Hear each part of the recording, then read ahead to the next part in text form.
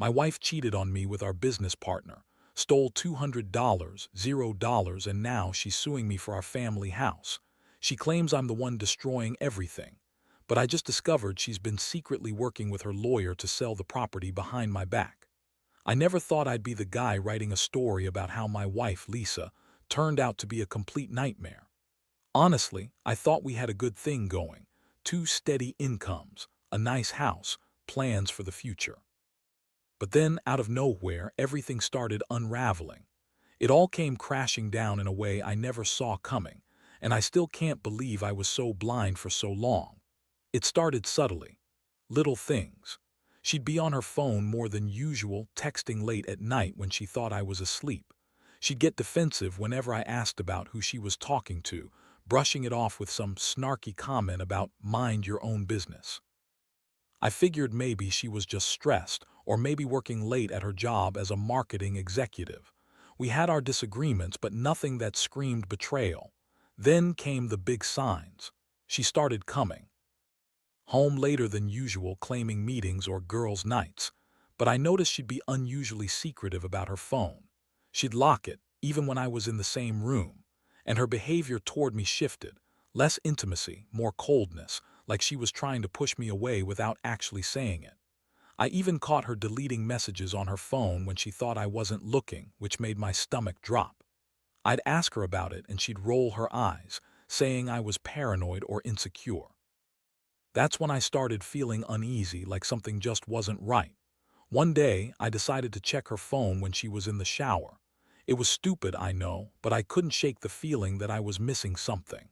There, I found texts, flirty, suggestive messages between her and our business partner, Mark. They had been exchanging sexy messages, talking about secret meetings, and even planning to meet up after hours. I saw pictures, two screenshots of hotel rooms, a few selfies of Lisa in bed, her legs spread just enough to make it clear what was happening. My heart just dropped. The worst part, Mark was our business partner, someone I trusted, someone I'd worked with for years. This wasn't just some fling, it was an affair, and it had been going on for months. I felt like I'd been punched in the gut. I couldn't breathe. My mind raced. How long has this been going on? How could she do this? I thought we were solid. I thought she loved me. I felt betrayed, humiliated, and furious all at once. I wanted to confront her right then and there, but I knew I had to plan my next move carefully. I needed proof, and I needed to think about what this meant for everything. Our marriage, our money, our future. But mostly I was angry. So angry I could barely see straight. That night I stayed up, staring at the ceiling, trying to process what I'd just seen. The betrayal cut deep, but what stung even more was the realization that she'd been lying about everything. Her late nights, her coldness, her secrecy. She'd been sneaking around with our business partner, stealing from us financially, and now she was trying to spin it like I was the one destroying everything. I found out she'd been working with her lawyer, secretly planning to sell the house behind my back, as if I had no say in what was happening to our home. I couldn't believe it. She was so manipulative, so bitchy when challenged, always lying, twisting the truth to make herself look innocent. But I saw through her now. I knew I had to do something. I couldn't let her get away with this. I had to find out just how deep her lies went and what she was really up to. That's when I started digging into our finances, pulling up bank statements, and I found more than I bargained for. She stolen over $200, $0 from our joint account, money we'd saved for years to fund her secret life with Mark. The betrayal was more than emotional, it was financial, and it was devastating. I felt like I'd been punched again, this time in the gut with a steel pipe. I was furious, but I also felt a strange sense of clarity. I knew I couldn't trust her anymore. The woman I married was gone, replaced by someone who lied, cheated, and stole her way into my life. I needed a plan, one that would protect what was mine, expose her lies, and make her face the consequences. I had no idea how far she'd go, but I was determined to find out. I wasn't going to be a victim in this, not anymore. After I uncovered everything, her affair, the theft, the secret dealings, I knew I had to act fast. I couldn't just sit around and let her keep pulling the strings. The first step was gathering solid proof. I started digging through our bank accounts, credit cards, even her emails. I needed concrete evidence to back up what I already knew. It was disgusting how much she'd lied, how deep her deception went. I found bank transfers to Mark's account, receipts from secret hotel stays, even fake invoices she'd created to cover her tracks. Meanwhile, Lisa kept playing her usual game, acting like everything was fine, throwing around accusations that I was paranoid, that I was destroying our marriage. She'd snap at me, call me jealous, accuse me of being controlling, but I wasn't buying it anymore. I saw through her lies. She was the one tearing us apart, and I had proof to show everyone. I wasn't going to let her spin her web of bullshit and get away with it. One day, I decided I'd had enough of her bullshit. I confronted her in the living room. I laid everything out on the table, showed her the messages, the bank statements, the proof of her stealing money. Her reaction was priceless.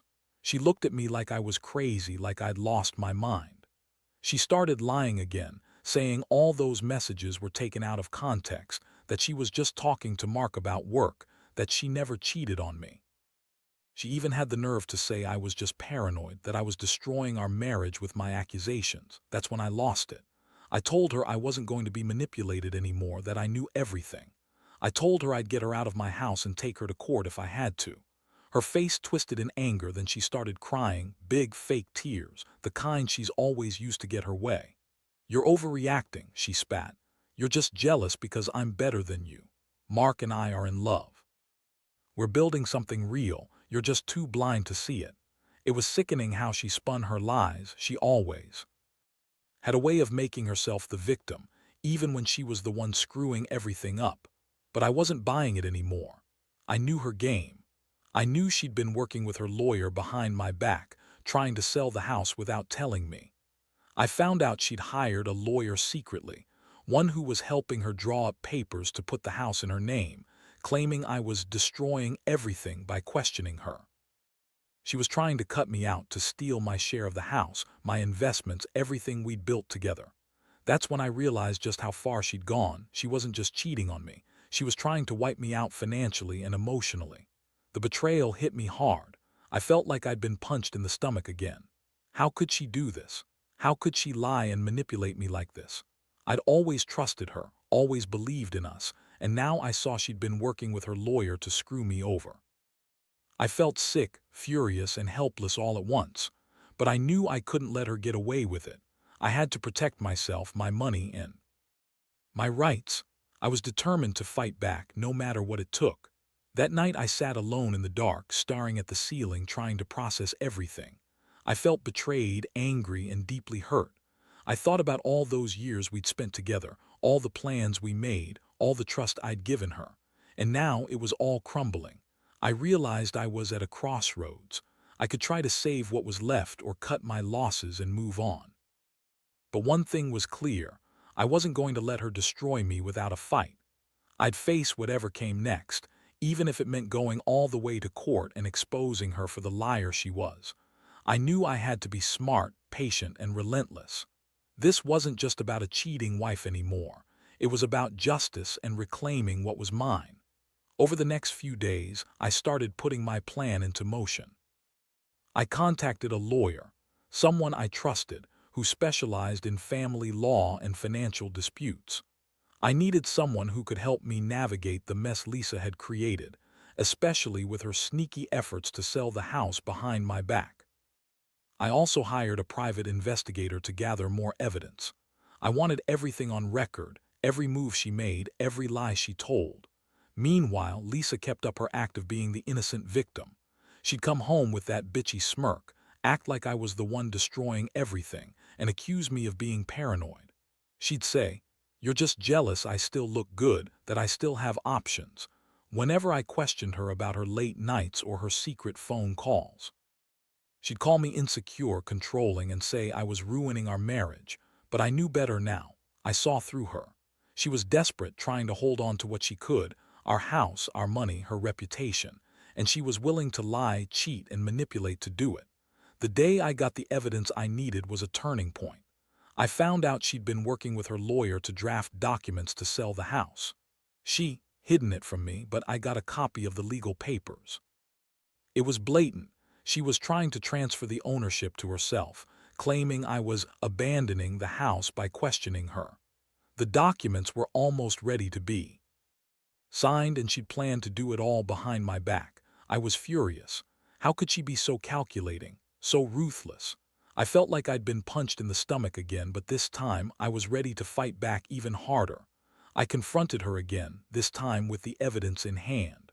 I told her I knew about her plans, about her lawyer, and about the stolen money. Her face twisted into a mask of rage and defiance. She told me I was just jealous, that I was insecure and paranoid, and that I was the one destroying the marriage. She yelled, called me all sorts of names, controlling, insecure, abusive even, and tried to make me doubt myself. But I wasn't falling for it anymore. I calmly laid out everything I'd uncovered, and I told her she was caught, that I was going to stop her from selling the house and taking everything I had worked for. She snapped, her bitchy attitude flaring up. You think you can control everything. You're just a jealous husband who can't handle a little fun. Mark and I are in love, and you're just too stupid to see it. You're ruining everything because you're insecure and weak. That's when I realized her game. She thrived on chaos, on making me doubt myself, on gaslighting me into thinking I was the crazy one. But I had enough. I told her I was filing for a restraining order if she kept trying to manipulate the situation. I also told her I'd be taking her to court for the stolen money, the breach of trust, and the illegal sale of the house. At that moment, I saw how desperate she'd become. She started crying again, fake tears, the kind she's perfected over the years. You're ruining everything, she sobbed. I only did what was best for us. Mark loves me and I deserve to be happy. You're just a control freak who can't let go. Her words didn't bother me anymore. I'd heard her lies enough. I just wanted her out of my life and her schemes exposed. I knew I had to act fast before she managed to pull off any more manipulations. That night I stayed up again, going through all the evidence I'd collected. I knew this was just the beginning. I had to prepare for a legal battle, one that could take months, maybe longer, but I was ready. I'd fight for my rights, for my money, and for the house that I thought was ours. I realized that Lisa's bitchiness, her lies, her manipulations, they were just masks hiding her true nature. And I was done being the fool. I'd make sure she paid for what she did, and I'd do everything I could to keep what was left of my life intact. I wasn't just angry anymore. I was determined to win.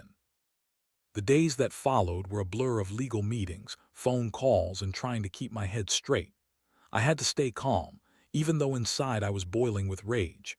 Every time I thought about Lisa's lies, her sneaky dealings, and her betrayal, I felt like I was losing my mind.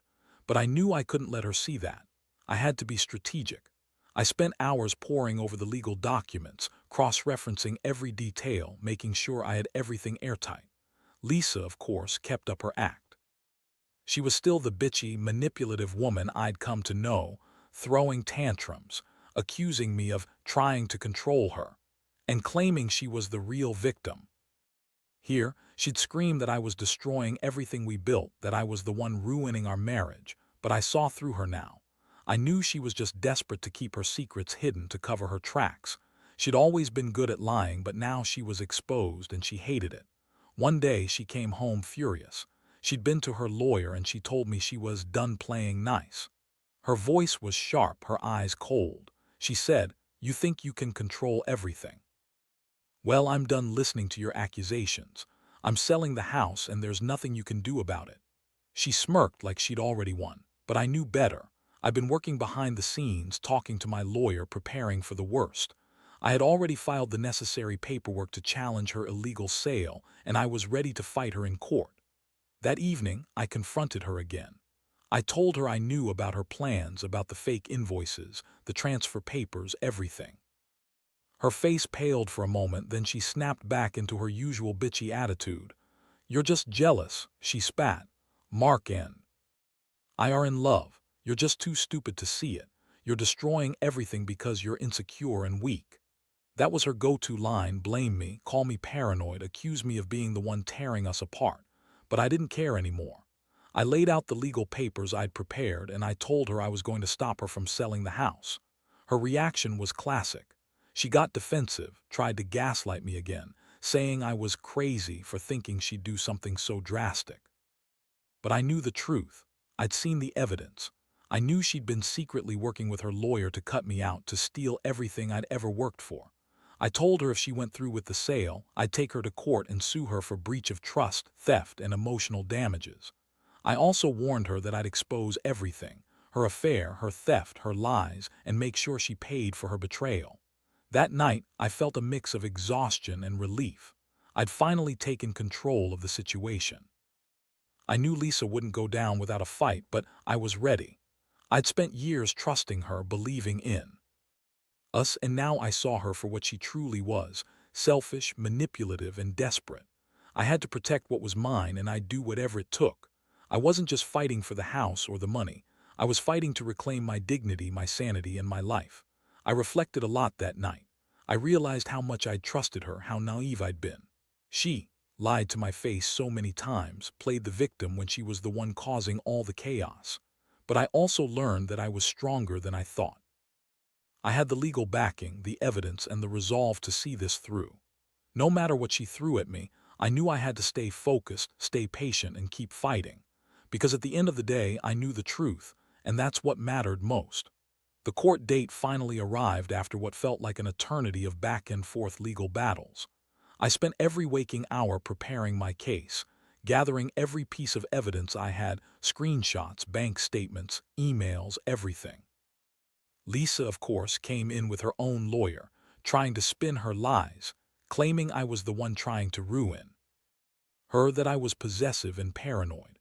She looked smug, confident that she had the upper hand, but I knew better. I'd seen her true face, and I had the proof to back it up. During the hearing, I sat stiffly, listening to her lawyer argue that Lisa had every right to sell the house, that I was a controlling husband trying to keep her from her happiness. But I cut in with the facts. I explained how she'd been working with her lawyer behind my back, trying to transfer ownership without my knowledge. I presented the evidence: her illegal documents, the bank transfers, the messages.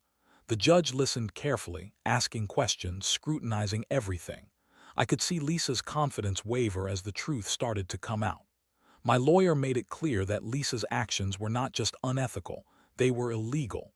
She violated the terms of our marriage agreement, committed fraud, and breached her fiduciary duty. I argued that I should retain ownership of the house, that her attempt to sell it without my consent was null and void. The judge asked Lisa directly if she'd been working with her lawyer to sell the property secretly. She hesitated, then finally admitted she had. That was the moment everything changed. The judge ruled in my favor. She ordered Lisa to stop all proceedings related to the sale immediately, froze her assets related to the property, and mandated that the house remain in joint ownership until a proper settlement could be reached. Lisa's face twisted in frustration, and she started yelling, demanding I be held accountable for ruining her life. But her words fell flat. The court had spoken, and I'd finally gotten justice. After the hearing, I felt a strange mixture of relief and exhaustion. All the stress, the lies, the betrayal, it was finally coming to a head. I knew this was just the beginning of a long fight, but I was relieved to have the law on my side. I also knew I needed to start rebuilding what was left of my life, to move forward without her toxic presence. I looked at the house, still mine, and felt a weight lift from my shoulders. For the first time in months, I could breathe again. Lisa, on the other hand, was furious. She stormed out of the courtroom, yelling about how I was ruining everything, how she'd make me pay for this, but I didn't care. I had the evidence, the law, and the truth on my side. I realized that her bitchy, manipulative attitude was just her way of trying to hold on to control. But she lost. She'd lost her grip on me, on our marriage, and on the house. I knew I'd have to keep fighting to make sure she paid for her betrayal, but at least now I had the upper hand. That night, I sat alone in my empty house, finally able to relax for the first time in months. I reflected on everything I'd been through: the lies, the theft, the manipulation, and I felt a strange sense of closure. I'd been betrayed in the worst way imaginable, but I'd also found the strength to stand up and fight back. I learned that trust, once broken, is hard to rebuild but not impossible. And I learned that sometimes the only way to get justice is to take control and face the truth head-on. Moving forward, I knew I'd be cautious, more guarded, but also more aware of what real loyalty and honesty look like. And that, in the end, was worth everything. In the weeks that followed, I focused on rebuilding what I could and ensuring Lisa's manipulations wouldn't screw me over further. The court's decision was a huge relief, but I knew her bitchy attitude wouldn't just disappear overnight. She was bitter, blaming everyone but herself, and she still tried to paint herself as the victim, claiming I was the one destroying everything, that I was controlling and paranoid. But I didn't let her get to me anymore. I had the proof, the law, and most importantly, my own peace of mind. I moved out of the house temporarily, not because I wanted to, but because I needed space. I stayed with a friend for a while, trying to sort out my feelings and figure out what my next steps would be. I knew I'd have to face her again, especially with the ongoing legal battles over the house and the money she stole. But I was no longer the naive guy who trusted her blindly. I'd learned my lesson the hard way. Trust is fragile, and betrayal can come from the people you least expect. Looking back, I realize how much this experience changed me. I used to think love and loyalty were the foundation of everything. Turns out, trust is something you earn, not just give away. Lisa's bitchiness, her lies, her manipulations, they all showed me her true nature. I also learned that the legal system can be a powerful weapon when used correctly. I fought hard, stayed patient, and refused to be pushed around. That's what kept me going when everything seemed lost. Now I'm slowly rebuilding my life. I've started focusing on my career again, reconnecting with friends, and trying to find some semblance of normalcy. The house is still in dispute, but I'm confident I'll get what I deserve, what I worked for and what she tried to steal. I don't hate her anymore, not in the way I used to. What I feel now is a mixture of disappointment and relief. I thought I knew her, but she was just a manipulative, bitchy woman who lied her way into my life and out of my trust. If I could give any advice to someone in a similar situation, it would be this: trust but verify. Never ignore the signs of betrayal and always protect your assets. When someone shows you who they really are, believe them the first time. Don't wait until it's too late to fight back. And most importantly, don't let anyone, no matter how manipulative or bitchy, destroy what you've worked for without a fight. Because in the end, standing up for yourself is the only way to truly move on.